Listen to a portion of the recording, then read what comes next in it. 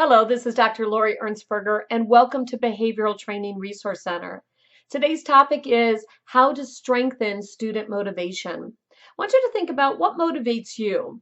Is it an activity like going for a walk or listening to music, maybe just watching reality TV? Is it a food item, maybe a piece of chocolate? I want you to think about the definition of motivation.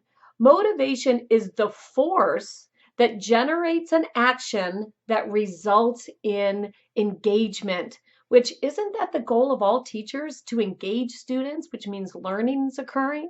So, how do we strengthen motivation? Two ways. Number one, avoid satiation. And number two, we want to increase deprivation. So, let me explain. We want to avoid satiation. If we know a child is motivated by, let's say, the iPad, and we give them free access to the iPad, that's actually going to decrease motivation. So it really is not working as a force that results in action that increases engagement and learning. So we want to avoid satiation while at the same time increase deprivation. I know that might sound like a bad thing, but we're really talking about depriving for short periods of time those activities or those items, objects that the student really is reinforced or is a preference for the student. Deprivation alters the value of that object or activity and it increases motivation.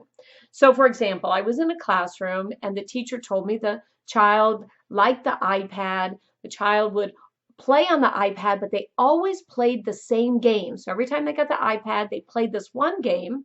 So I suggested to the teacher, well, I want you to delete that game.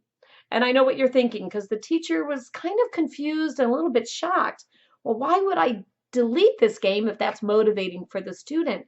Because by depriving that student of that specific game on the iPad, it can actually alter the value of that activity. It can increase motivation or strengthen the student's motivation. So I want you to think about even depriving for short times. One of the topics in our How To series was on token economy systems, where I talked about taking a break from a token economy system, even for a day or two, because when we bring it back, it alters the value and increases the motivation for the child to work for those tokens. So, in order to strengthen student motivation, I want you to think about those two principles, avoiding satiation, and I want you to increase deprivation. Now, a word of caution. We never, ever deprive students of our respect and of our kindness. We would never deprive students of food or comfort. Those things are given unconditionally. We're talking about other items or activities or objects that we might be using in the child's day to strengthen and increase motivation. And really, I want you to be the motivation. Remember, motivation is the force that results in an action that increases engagement. And so ultimately, you are the motivation, you are the force with that student.